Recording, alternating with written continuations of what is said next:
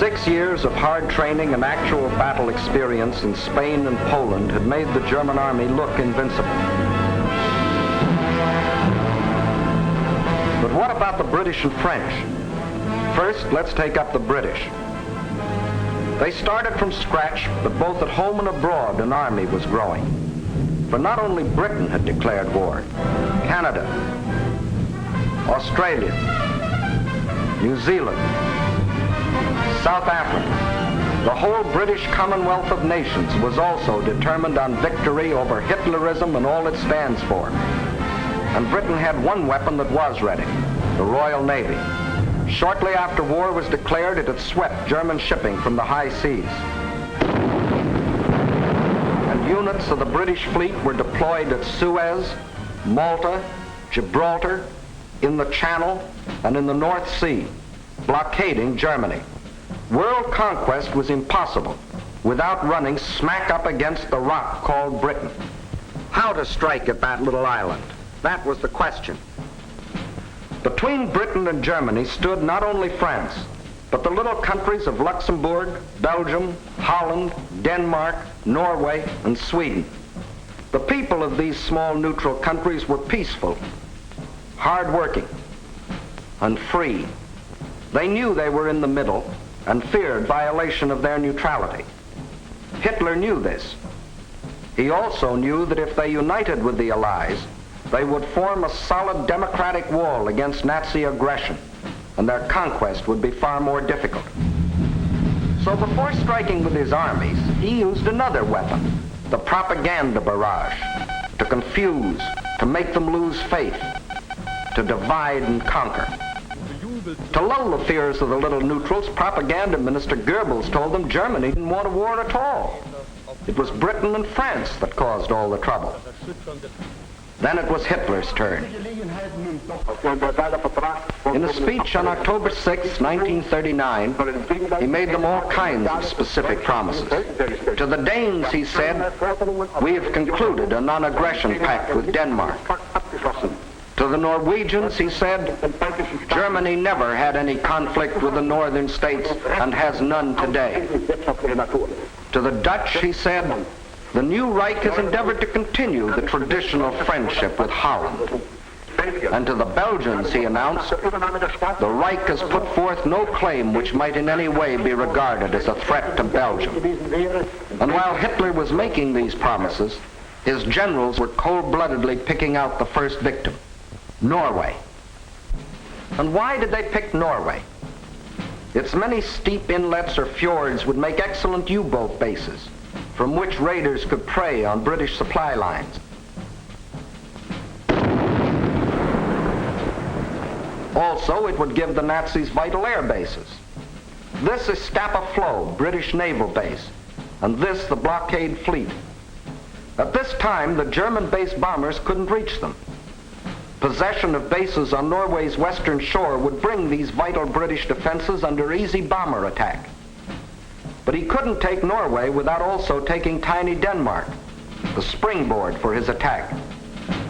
So at dawn on April 9th, 1940,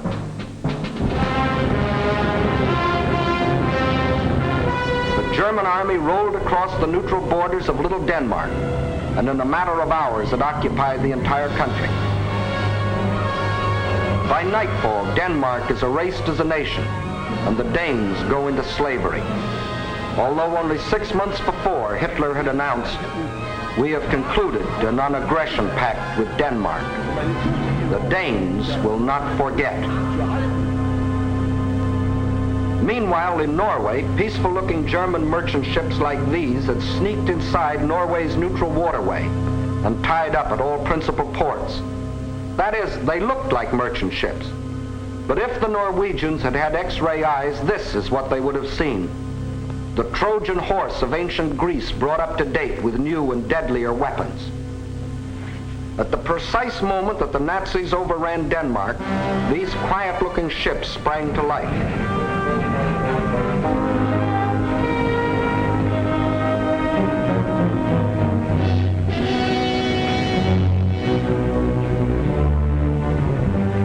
At the same time, Nazi warships, discovered along the entire coastline, started steaming up the Norwegian fjords. Ships, transports, tanks, men, planes, all flung themselves simultaneously upon a defenseless country. Airborne infantry seized every strategic Norwegian airport. The whole job was made easier by treacherous fifth columnists, led by Major Quisling, who seized power and issued orders to suppress resistance. Nazi warships steamed past silent guns that could have blasted them out of the water. This was one of the most amazing acts of treachery the world has ever known. It brought Major Quisling international fame, making his very name synonymous with the word traitor. By the afternoon of April 9th, the Germans were in complete control of all 7 ports where they had landed in the morning.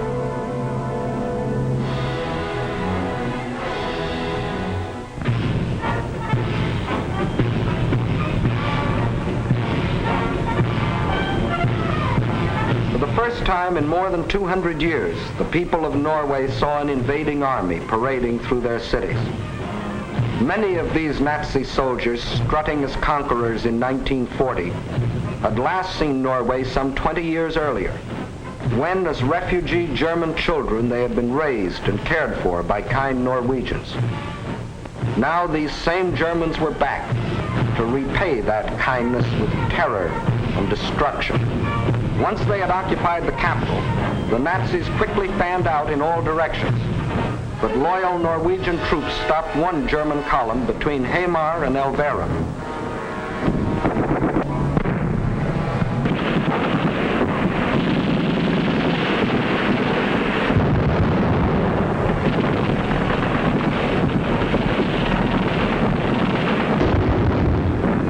So the Germans brought up their bombers.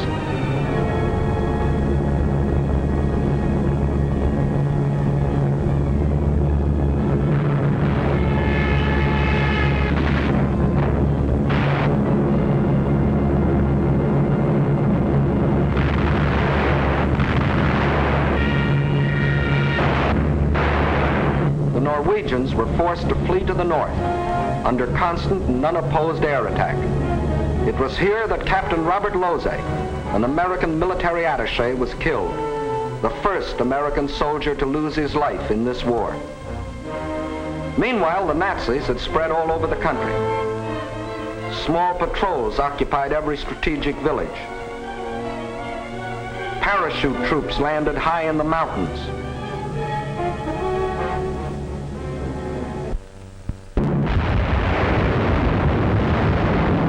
Unopposed bombing raids sent defenseless civilians fleeing in stark terror.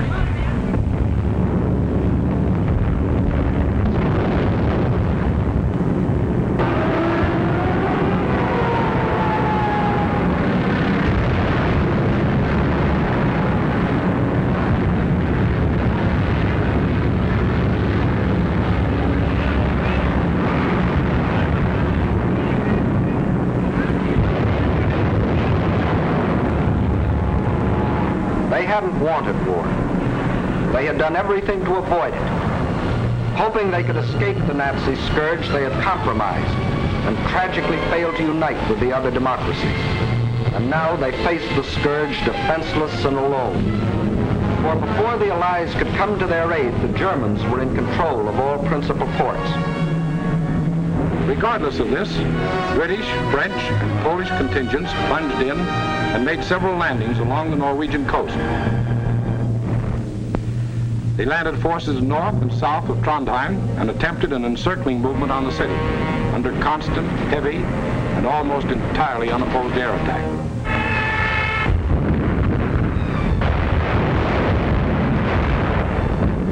Well, the scene of action was out of range of British fighter planes, so they brought up aircraft carriers. But these are at a disadvantage when opposed by land-based planes. The Allies, therefore, were badly battered from the air. Finally, suffering heavy losses, they withdrew from a hopeless situation. Further to the north, at Narvik, they met with better success, inflicting heavy naval losses on the Nazis.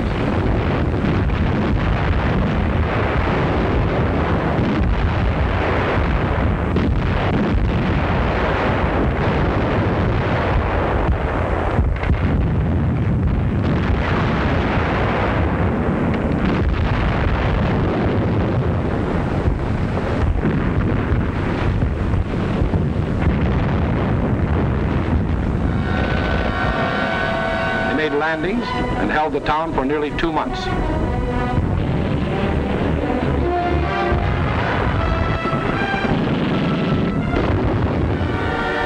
Incidentally, they also took their first prisoners of the present war.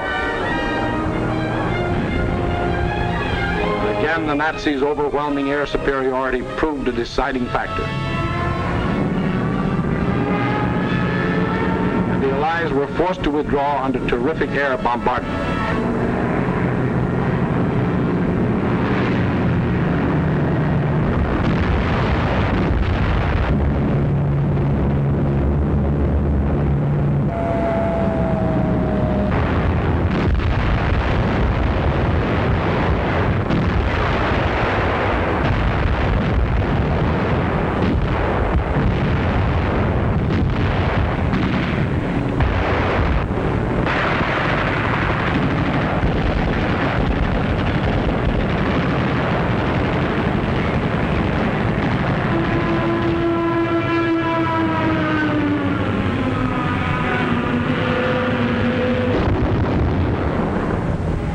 Loyal Norwegians were left with their Krislings, their ruins, their dead, even though 6 months before Hitler had said, Germany never had any conflict with the northern states and has none today. The Norwegians will not forget. And Hitler had another victory. He had hijacked 2 more countries. The world wondered and sometimes marveled at this man's efficiency. Gangster Dillinger was efficient too.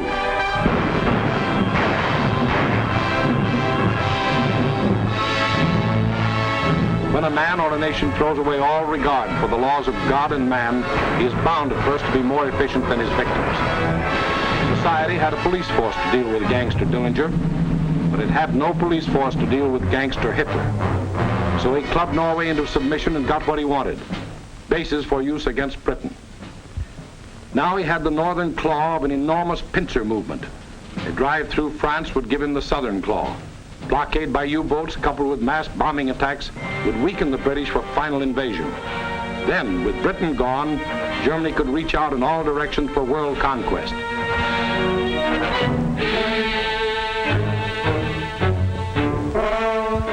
His next move must obviously be through France to get his southern claw.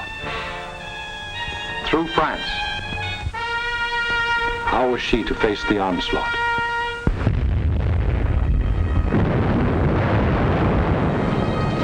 These scenes are ancient history. They occurred in 1914. The German armies, without warning, had smashed across neutral Belgium, invaded France, reached the River Marne only a few miles from Paris. Out of the French capital poured the French reserves, riding out to battle the enemy in every vehicle that could move. The famous taxicab army. Note well, it was riding out to battle. In the center of the French line stood the 9th French Army, commanded by a then comparatively unknown general. On September 5th, 1914, he is reputed to have said, "My right is driven in. My center is giving way. The situation is excellent. I attack."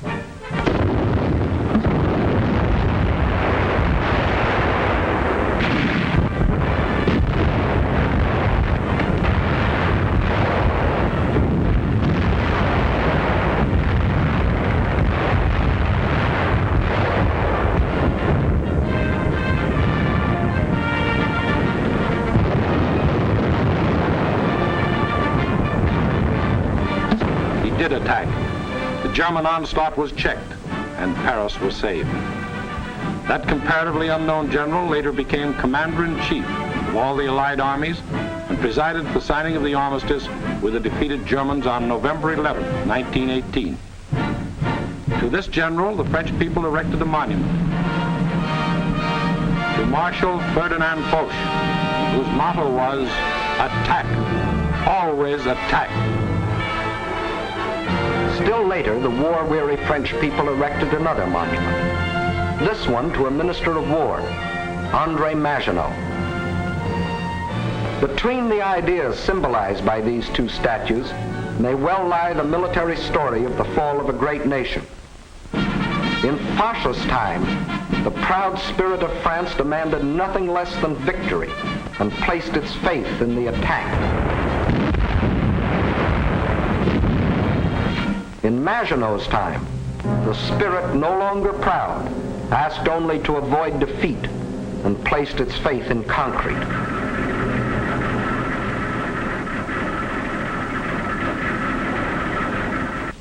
So the French built the mighty chain of fortresses called the Maginot Line. These tremendous bastions were built deep into the French land. They were connected by underground passages and railways, guarding France's eastern borders facing Germany. And when France was finally forced to declare war against the rising Nazi menace, the French troops, instead of attacking, were marched into their modern caves to wait for the Nazi blitz to smash itself against the Maginot Line. And their generals, headed by Marshal Pétain, proudly announced, "Whoever makes the first move in this war will be hurt." But Hitler didn't go near the Maginot Line. That was France's strong point. Instead, he attacked the weak point. Hitler knew that the French had tried to avoid war instead of preparing for it. That knowledge was one of his greatest weapons. He knew they had planes, but he knew they were antiquated. He knew they had tanks, but he knew they were few in number and lightly armored. But most important of all, he knew that France had become a cynical and disillusioned nation. What made this change in the French spirit? In the first place, between 1914 and 1918, the French suffered more than 6 million casualties in the heroic defense of their land against German invasion. The flower of an entire generation was lost, with its stimulus of new blood, new determination, new ideals. Secondly, the failure of the League of Nations, to which the French had pinned their hopes of peace, the corruption of many in high places, the greed of special interests, all had combined to shake the faith of the French people in their democratic ideals. And when a people loses its faith in its own ideals, it is ripe for the insidious words of the devil. France still looked like an imposing castle, but Hitler's political termites had so gnawed away the binding of national unity that the castle was ready to crumble.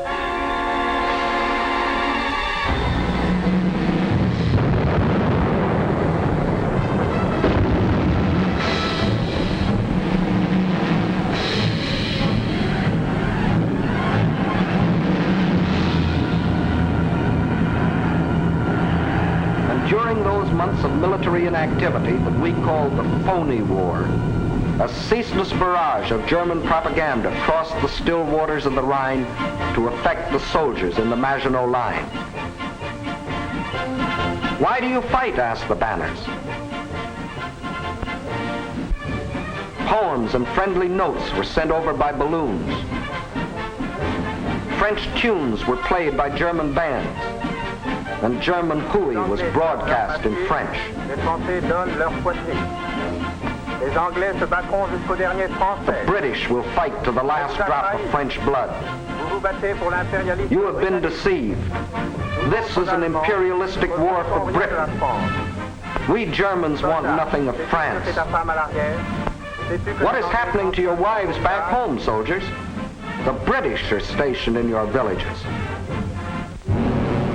Yes, France was ready to be plucked. The whole force of the Nazi might was turned toward the west. How would they strike this time? Through Alsace-Lorraine as in 1870? Through the Low Countries as in 1914? What was the 1940 model conquest? The French considered the Maginot Line utterly impregnable, and therefore believed the Germans would again try a swing through the Low Countries as in 1914. But even after Hitler's rape of Scandinavia, Holland and Belgium, hoping against hope, still clung to their neutrality. So the French massed 78 divisions here along the border of Belgium.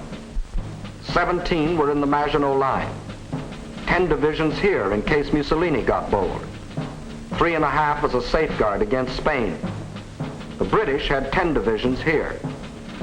The Allied strategy in the event of an attack against the Low Countries was to swing their armies like a gate into Belgium, the hinge being the north end of the Maginot Line. This all-important hinge was protected by the forest of the Ardennes, a hilly and thickly wooded area, honeycombed with streams, its roads narrow trails, its bridges too weak for military vehicles. French strategists estimated the forest of the Ardennes impassable for armored forces. As you will see, this was one of the costliest estimates in all military history. That was the situation on May 9, 1940.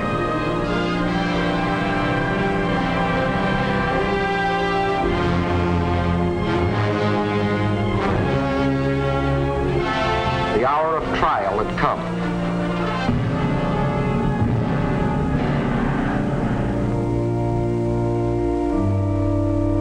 The people of the democracies prayed for strength to meet the coming hurricane of terror.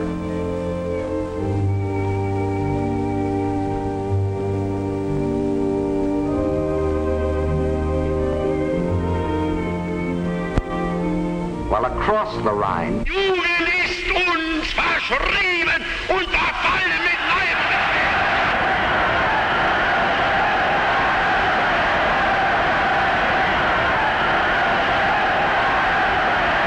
a delirious madness possessed the German nation.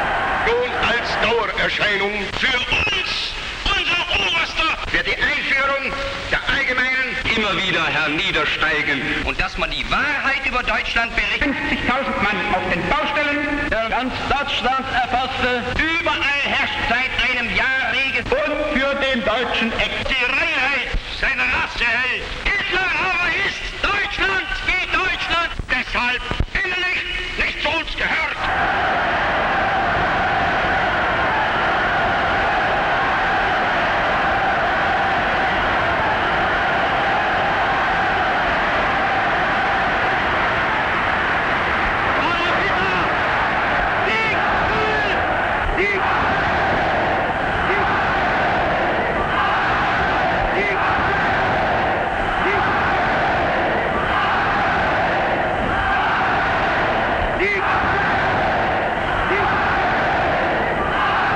Der Tag had come.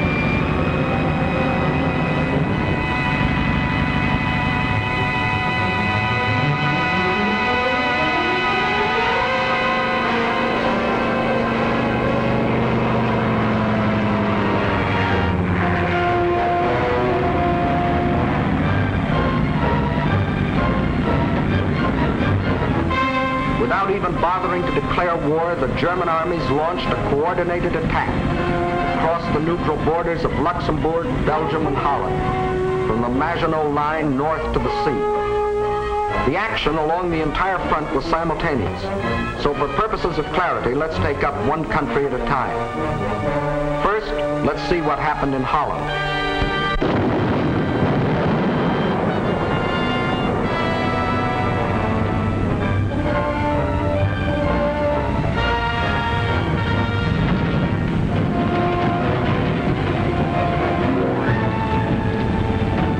Nazi ground forces smashed through the improvised and hastily erected border defenses.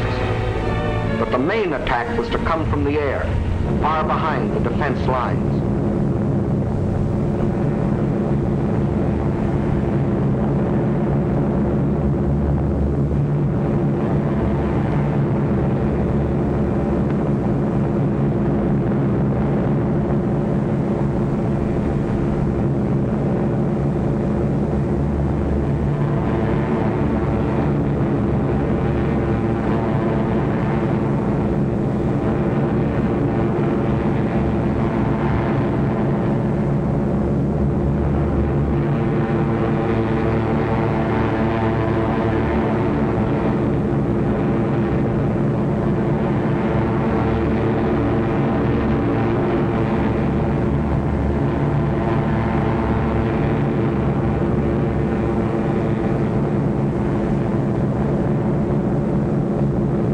over 10,000 troops were landed in this manner. Before the stunned citizens of Rotterdam even knew they were at war, these troops, aided by well-trained fifth columnists, quickly captured the airport and outlying sections of the city.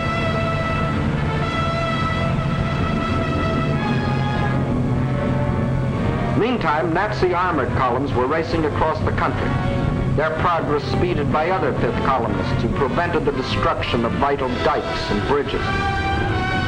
These forces effected a meeting with the parachutists landed in Rotterdam. The Dutch were doomed to defeat.